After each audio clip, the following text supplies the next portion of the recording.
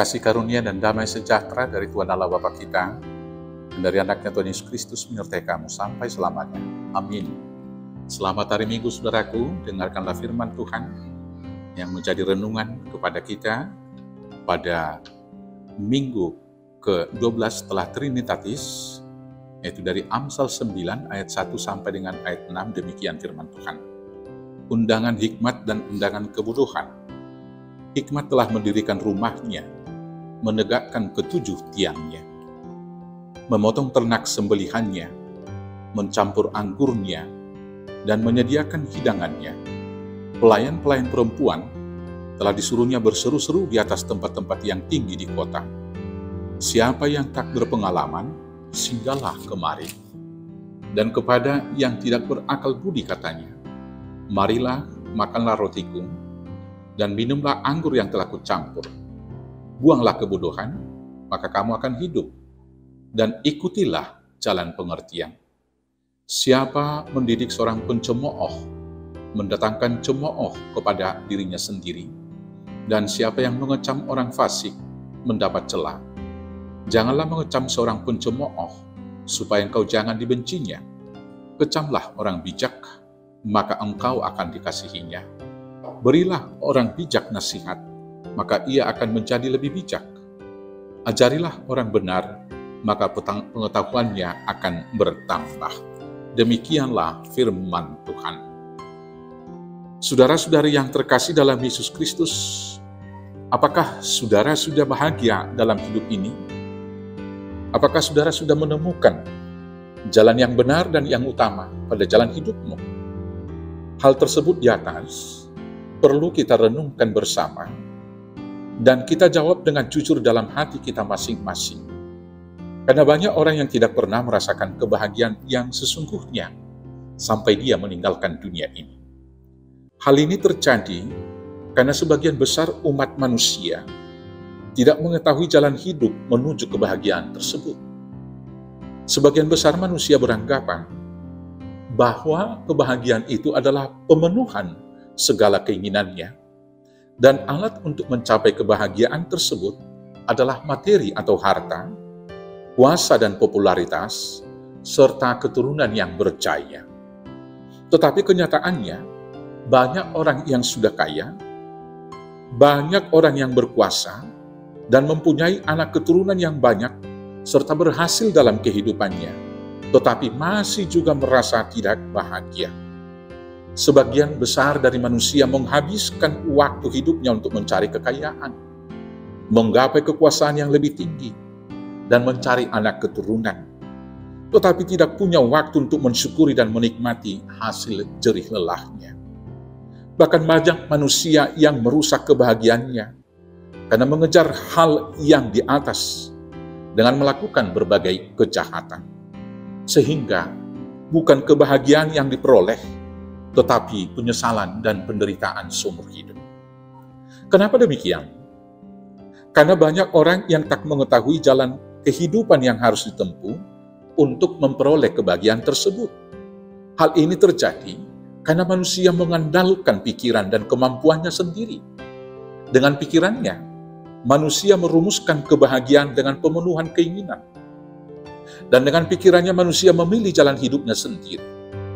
Hidup yang dipandu oleh pikiran dan yang dipandu oleh keinginan manusia tersebut membawa manusia berjalan semakin jauh dari jalan hidup yang benar, sehingga manusia itu tersesat di jalan hidup di gurun di dunia ini, dan akhirnya kelelahan dan tidak berdaya. Manusia berusaha keras untuk memperbaiki kehidupannya dengan jalan menuntut ilmu dan pengetahuan. Tetapi kenyataan hidup mengajarkan kepada kita bahwa kepintaran atau kecerdasan intelektual dan ilmu pengetahuan yang tinggi tidak cukup menjadi modal menemukan arah tujuan hidup yang utama menuju kebahagiaan tersebut. Saudaraku yang terkasih dalam Yesus, hari ini firman Tuhan mengajar kita bagaimana kita menjalani kehidupan dan menuntun kita menuju arah hidup yang benar. Untuk mengetahui hal tersebut, kita harus berhikmat. Hikmat atau hokmah dalam bahasa Ibrani adalah jalan pengertian, seperti yang kita baca tadi di ayat 6 yang berkata, buanglah kebodohan, maka kamu akan hidup, dan ikutilah jalan pengertian. Saudaraku yang terkasih dalam Yesus Kristus, hal ini dapat diterjemahkan secara harfiah sebagai jalan bijak, jalan yang memberikan pengetahuan dan pertimbangan untuk membedakan hal yang baik dan jahat. Dalam pengertian yang lain, hikmat boleh diterjemahkan juga adalah suatu kualitas kecerdasan yang diberikan Tuhan kepada manusia, yang lebih tinggi nilainya dari kemampuan intelektual, yang mengatur jalan hidup manusia sehari-hari secara praktis dan terampil, serta membawa manusia pada keberhasilan hidup untuk memuliakan Tuhan. Hanya dengan jalan itu kita beroleh hidup atau memiliki kehidupan, serta dapat terus berada dan hidup di dalam Tuhan. Penulis Amsal mengingatkan kita bahwa memiliki hikmat sama halnya dengan menegakkan pilar atau tiang-tiang pada rumah, sehingga rumah itu menjadi kokoh dan kuat. Sesungguhnya hikmat itu adalah Allah sendiri. Maka barang siapa yang hidup di dalam Tuhan adalah orang yang berhikmat, yang mendirikan rumahnya dengan tiang yang kokoh. Dalam khotbahnya di bukit, Tuhan Yesus mengatakan, orang yang berhikmat mendirikan rumahnya juga di atas batu karang yang teguh, sehingga kalaupun datang hujan badai dan juga banjir melanda rumah itu akan tetap kokoh. Bagaimana kita memperoleh hikmat tersebut? Permulaan pengetahuan dan hikmat adalah dari Tuhan. Penulis Amsal berkata, permulaan hikmat adalah takut akan Tuhan, dan mengenal Yang Maha Kudus adalah pengertian, di Amsal 9 ayat 10. Apabila sumber hikmat adalah Tuhan, maka supaya kita berhikmat, kita harus memintanya kepada Tuhan dengan iman. Yakobus berkata, tetapi apabila di antara kamu ada yang kekurangan hikmat, hendaklah ia memintakannya kepada Allah yang memberikannya kepada semua orang dengan murah hati dan dengan tidak membangkit-bangkit. Maka hal itu akan diberikan kepadanya. Hendaklah ia memintanya dalam iman dan sama sekali jangan bimbang. Yakobus 1 ayat 5 sampai dengan ayat 6. Dengan iman, kita akan memperoleh hikmat dari Tuhan, sehingga kita mampu menghadapi pencobaan di dalam ketaatan kepada hukum Taurat Tuhan, dan hikmat yang dari Tuhan menuntun kita melakukan segala perbuatan yang baik. Hikmat yang dari Tuhan berpusat pada Tuhan sendiri atau teosentris. Dan segala hal yang dilakukan orang yang menerima hikmat dari Tuhan atau hikmat yang dari atas tersebut adalah untuk kemuliaan Tuhan dan berkat bagi orang banyak. Sebaliknya, hikmat yang berasal dari dunia berpusat kepada dirinya sendiri atau egosentris. Dan segala hal yang dilakukan orang yang menerima hikmat dunia dilakukan untuk menyenangkan dirinya sendiri. Orang yang demikian tidak akan segan mengorbankan orang lain demi kesenangan dirinya sendiri, bahkan mau dengan sadar melanggar hukum Tuhan. Hikmat yang dari dunia akan mementingkan diri sendiri dan menghasilkan iri hati dan kekacauan. Demikian firman Tuhan yang diucapkan oleh Yakobus, yang berkata demikian, jika kamu menaruh perasaan iri hati dan kamu mementingkan diri sendiri, janganlah kamu memegahkan diri dan janganlah berdusta melawan kebenaran. Itu bukanlah hikmat yang datang dari atas, tetapi dari dunia, dari nafsu manusia, dari setan-setan. Sebab di mana ada iri hati dan mementingkan diri sendiri, di situ ada kekacauan dan segala macam perbuatan jahat. Yakobus 3 ayat 14 sampai dengan ayat 16. Sebaliknya, hikmat yang dari atas, itu hikmat yang dari Tuhan, akan memampukan dan menggerakkan manusia untuk hidup berdamai di dalam cinta kasih dan menghasilkan buah-buah yang baik. Demikianlah dikatakan firman Tuhan. Tetapi hikmat yang dari atas adalah pertama-tama murni, selanjutnya pendamai, peramah, penurut, penuh belas kasihan, dan buah-buah yang baik, tidak memihak dan tidak munafik. dan buah yang terdiri dari kebenaran ditaburkan dalam damai untuk mereka yang mengadakan damai. Yakobus 3:17 sampai dengan ayat 18. Saudara-saudari yang terkasih dalam Yesus Kristus, marilah kita renungkan beberapa hal praktis di dalam kehidupan kita ini, yaitu dari manakah hidup berasal, bagaimana kita menjalani hidup ini, dan kemana arah tujuan akhir hidup kita. Yang pertama, hidup itu berasal dari Tuhan. Setiap orang percaya pasti mengaku bahwa hidupnya adalah dari Tuhan dan hidupnya berada di dalam pemeliharaan dan kuasa Tuhan. Karena itu orang percaya mengisi dan menjalani waktu kehidupannya bukan lagi sekedar mempertahankan kehidupan itu sendiri. Karena dia tahu hidup dan matinya adalah tergantung kepada Tuhan. Orang percaya akan mengisi waktu kehidupannya dengan hal yang berguna sebagai ibadah pertanggungjawaban kepada Tuhan. Dia akan mau mengorbankan hidupnya sendiri untuk kemuliaan Tuhan. Orang yang demikian akan lepas dari kekhawatiran, akan kebutuhan hidup, dan bebas dari rasa takut kepada kematian.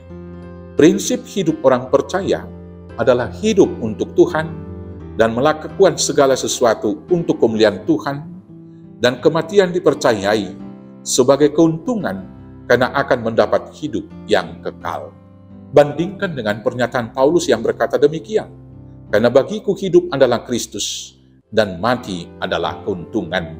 Filipi 1 ayat 21. Inilah hikmat yang dari atas yang akan mendatangkan kebahagiaan bagi yang mempercayainya dan hidup di dalamnya. Sebaliknya, orang yang memakai hikmat dunia akan beranggapan bahwa hidup itu betul dari Tuhan, tetapi perjalanan hidup adalah tergantung kepada diri kita sendiri.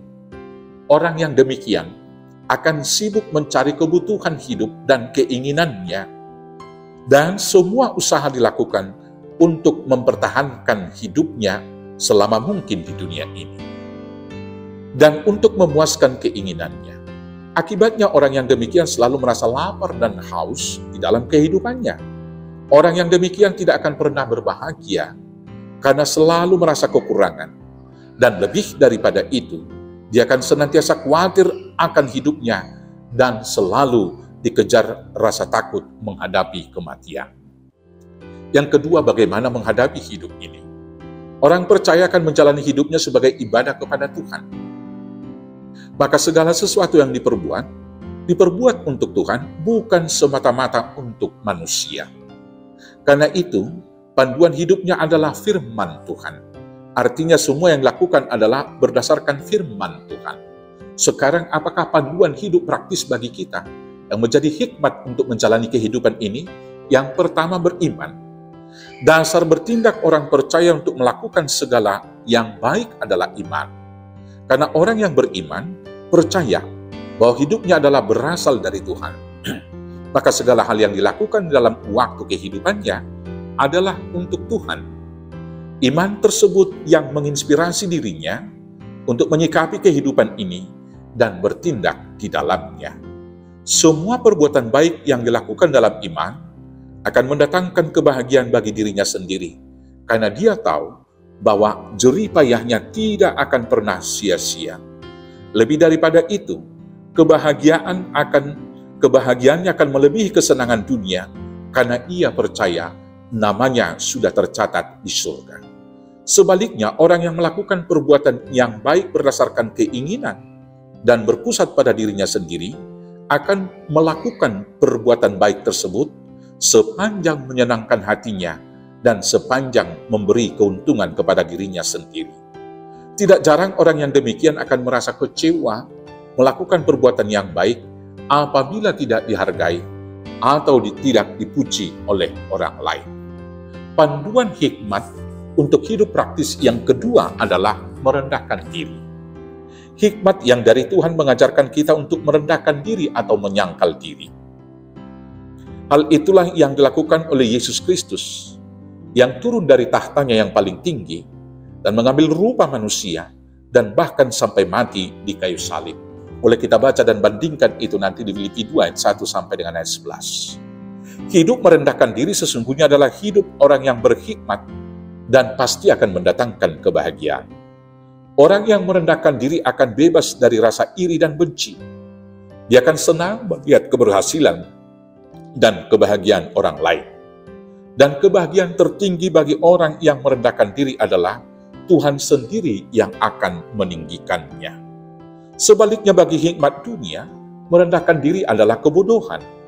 Orang yang dikuasai oleh hikmat dunia akan selalu berusaha didengar, diakui, dan dipuji oleh orang lain. Orang yang demikian tidak akan pernah berbahagia, karena dia susah melihat orang lain senang, dan senang melihat orang lain susah. Orang yang demikian selalu berusaha lebih segala-galanya dari orang lain. Dia tidak akan segan untuk mengikut kiri kanan, menginjak yang di bawah, bahkan bila perlu, mencilat yang di atas, supaya dia boleh naik ke kasta kehidupan yang lebih tinggi. Untuk didengar, untuk diakui, dan untuk dipuji orang banyak. Bila tidak didengar, dan tidak diakui, dan serta tidak mendapat pujian, orang yang demikian akan sangat kecewa dan bisa jatuh ke dalam keputusasaan.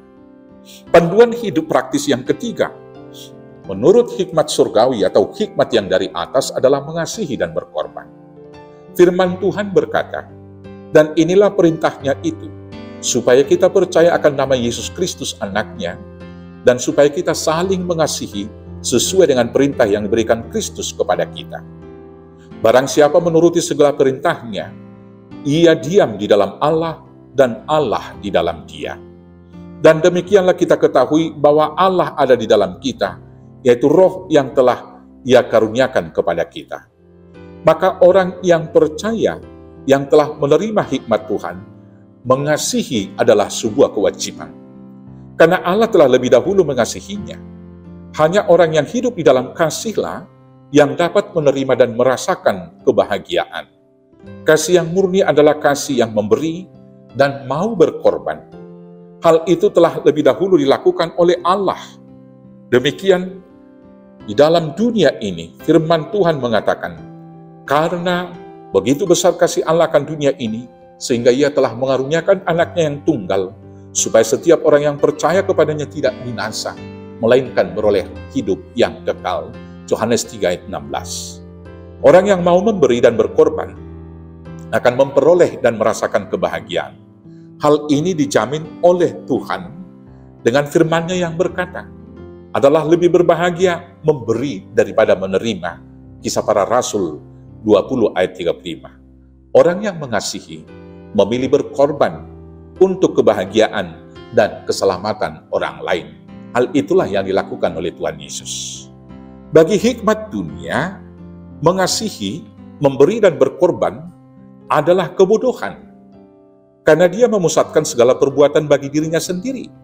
Maka segala hal, segala perbuatan harus dilakukan sepanjang menguntungkan dan menyenangkan dirinya sendiri.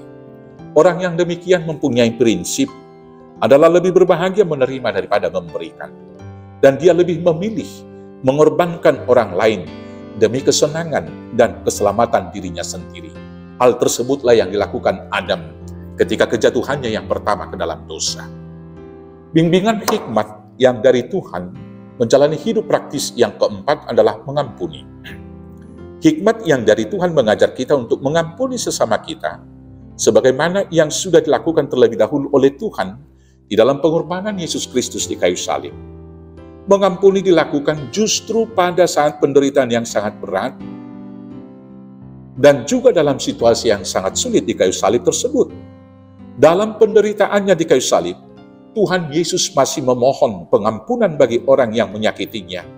Dan dari kayu salib Ia berdoa dengan berkata, "Ya Bapa, ampunilah mereka, sebab mereka tidak tahu apa yang mereka perbuat." Lukas 23 ayat 34. Pengampunan yang kita berikan tidak mempunyai batas. Sebab Tuhan Yesus mengatakan bahwa kita harus mengampuni kesalahan saudara kita 70 kali, 7 kali. Matius 18 ayat 21-22. Orang yang mau mengampuni, dan itulah orang yang berhikmat dan akan mendapatkan serta merasakan kebahagiaan, karena dia dapat berdamai dengan Allah, berdamai dengan dirinya sendiri, dan berdamai dengan orang yang membencinya. Sebaliknya bagi hikmat dunia, mengampuni adalah kebodohan dan kerugian. Prinsip hikmat dunia adalah pembalasan, yaitu mata ganti mata, gigi ganti gigi. Matius 3:38, Matius 5:38.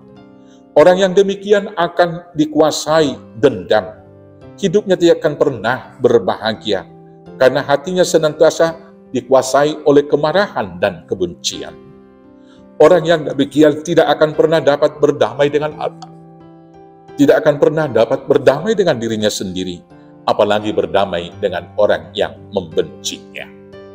Panduan hidup hikmat yang kelima secara praktis dalam kehidupan kita adalah setia atau konsisten. Tuhan adalah setia dari permulaan hingga pada akhirnya. Dia tetap konsisten dengan kasih-Nya. Firman-Nya tidak pernah berubah dari dahulu sampai selama-lamanya. Demikianlah hendaknya kita yang menerima hikmat yang dari Tuhan, hendaknya konsisten di dalam kebenaran Tuhan.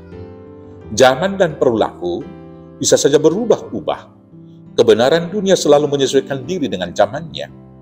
Tetapi orang yang berhikmat tidak akan mau berkompromi dengan dunia soal kebenaran yang mutlak dan yang absolut. Standar kebenaran dan moral serta etika dunia bisa saja berubah. Tetapi orang yang menerima hikmat Tuhan tidak harus menyesuaikan diri dengan kebenaran dunia tersebut. Standar iman, standar moral, dan standar etika bagi orang yang menerima hikmat Tuhan adalah firman Tuhan. Bila kita setia di dalam kebenaran firman Tuhan, maka kita akan berbahagia. Sebab firman Tuhan berkata, yang berbahagia adalah orang yang mendengar firman Allah dan yang memeliharanya. Lukas 11 ayat 28. Hikmat dunia melihat kesetiaan adalah kebodohan.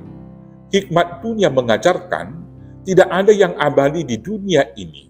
Yang abadi adalah perubahan itu sendiri. Maka orang yang pintar dan berhikmat adalah orang yang memiliki kemampuan untuk menyesuaikan diri dengan perkembangan zaman. Orang yang demikian akan mengukur kebenaran dari pendapat umum seperti falsafah orang Batak yang berkata, emena masak tigagat ursa, baima namasa ima niula. Orang yang demikian tidak akan pernah berbahagia, karena dia tidak mempunyai prinsip hidup. Hidup orang yang demikian selalu diombang-ambingkan zaman, dan pada akhirnya dia akan menjadi korban zamannya. Yang ketiga, saudaraku, kemanakah arah tujuan hidup kita? Pengkhotbah mengatakan bahwa untuk segala sesuatu di muka bumi ada waktunya. Boleh kita baca dalam Pengkhotbah 3 ayat 1 sampai dengan ayat 8. Demikian halnya dengan hidup kita. Waktu kita hanya sementara.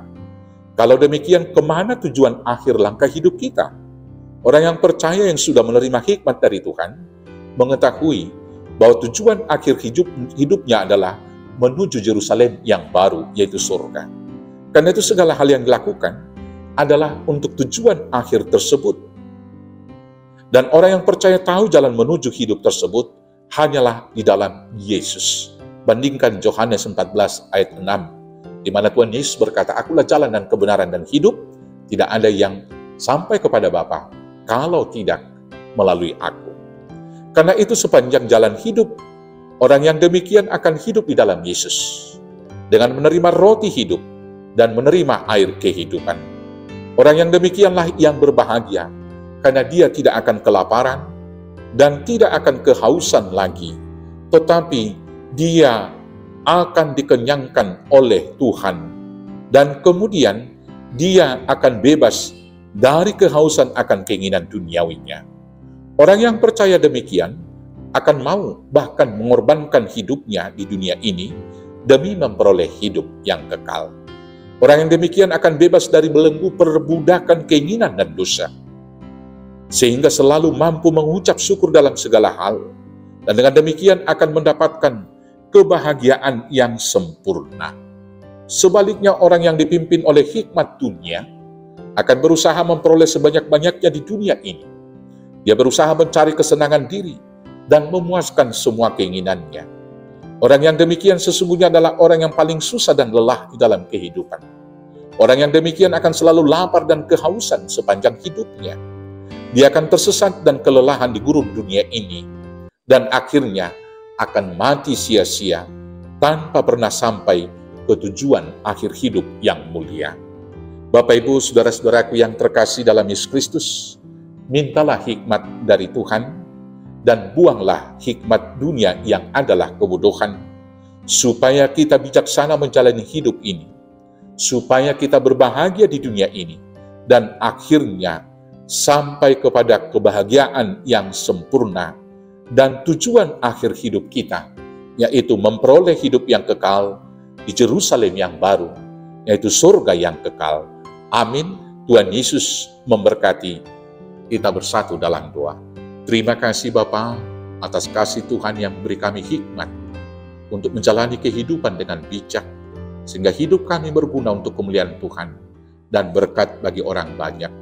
Dengan demikian hidup kami berbahagia di dunia dan memperoleh kebahagiaan sempurna, yaitu kehidupan yang kekal. Maka biarlah hikmat Tuhan tetap diam di dalam kami, agar kami senantiasa bersuka cita, mengucap syukur di dalam Yesus Kristus Tuhan Juru Selamat kami yang hidup. Amin. Selamat hari Minggu, selamat dipandu hikmat Tuhan. Tuhan Yesus memberkati. Horas, horas, horas.